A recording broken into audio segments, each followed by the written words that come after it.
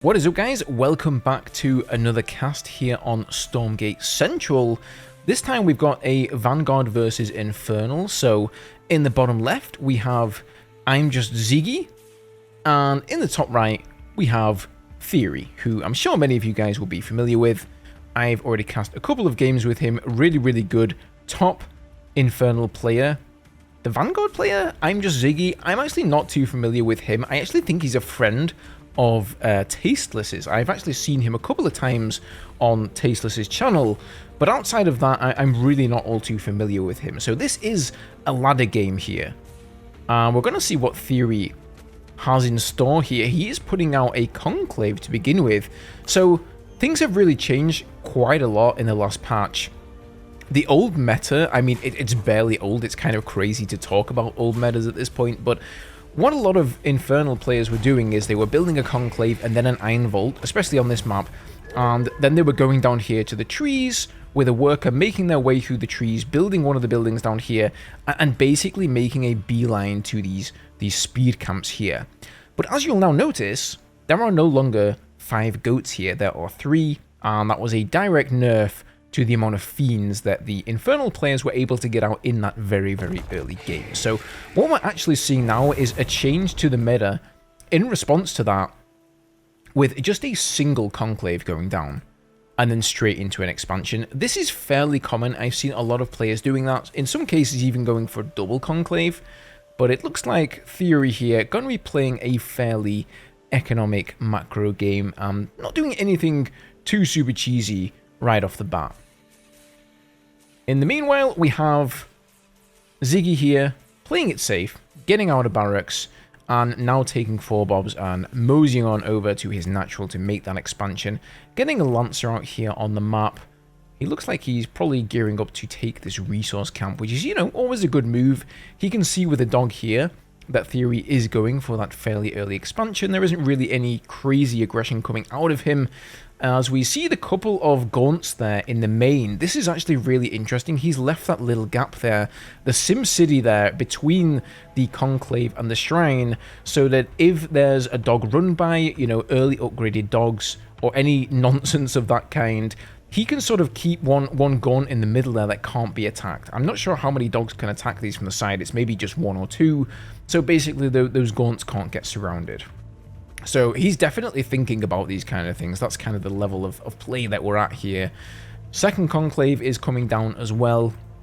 And Ziggy here, though, he's going to move out and take that map control. So, you know, that is always one of the advantages of getting that barracks down fairly early. You can always go for command post first and go for that more economical build, but if you go for the barracks first, you get those lancers out nice and early, and not only are you able to get those resources, but also deny the Infernal player of the creeps, which means less fiends. And here we can see that Theory's out on the map with 4 gaunts, and he's probably looking to farm some fiends, but these gaunts are not going to be able to do anything against those lancers, and he has no choice here but to tuck tail and run.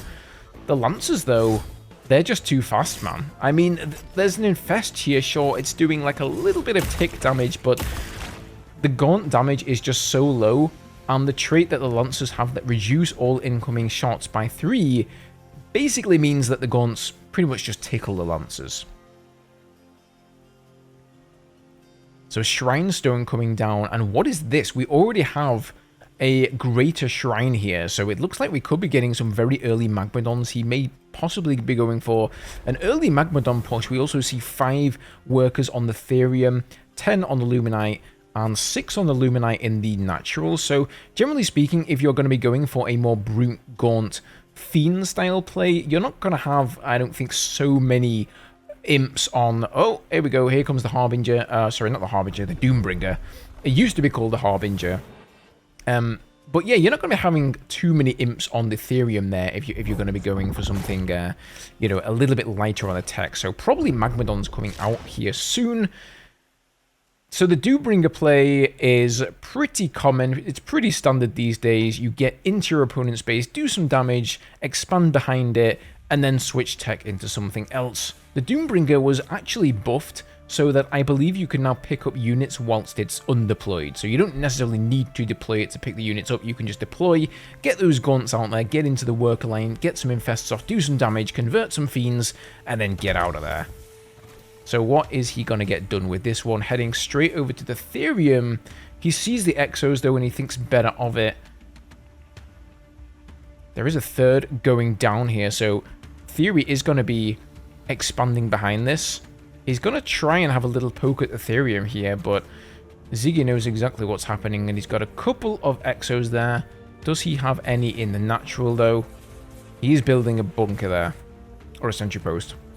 So he should be pretty much covered here. I think, you know, Theory's looking for a shoe-in, but I'm not sure that he's necessarily going to find it. Maybe he's going to drop here behind. He can also drop down there. If you've got the vision, it's a pretty common tactic to drop your gaunts here and then use the Doombringer for the vision and try hitting some of the bobs on the high ground. But if you don't actually have the damage to kill the bobs, then it's not really all too great there. It looks like a couple more conclaves going down for Theory and a ritual chamber. So that is interesting there. Possibly going to be expanding into, I forgot the name of them, the big walking demon dogs. Or alternatively, he could be going for the upgrade for the imps. So that could be very, very interesting here. He already has a Doombringer, let's remember. So the imps are extremely powerful once they have flame on. And one of the best things, honestly, and that's exactly what he's doing here with his 4 imps. Five imps, and this has just been scouted by Ziggy. I'm not sure he knows what is in this Doombringer, though. He saw units go into there for sure, but does he know that there are imps in there? And he's probably going to be looking to cover his expansions here and his worker line. It looks like Theory's probably going to go for a frontal attack here, maybe with his gaunts, and then slide around the back and drop some imps in the worker line and try and get some nice worker kills. More imps here making their way across the map. And where is he going with the Doombringer, though? Ziggy does have some medtechs out here. There are no Exos, but don't underestimate a bunch of Lancers with the upgrade and 4 medtechs here. Theory's going to go ahead and take the health camp just so he can fall back there and heal up a little bit if he needs to. And here come the imps, and it looks like he's going to do some sort of a bust here.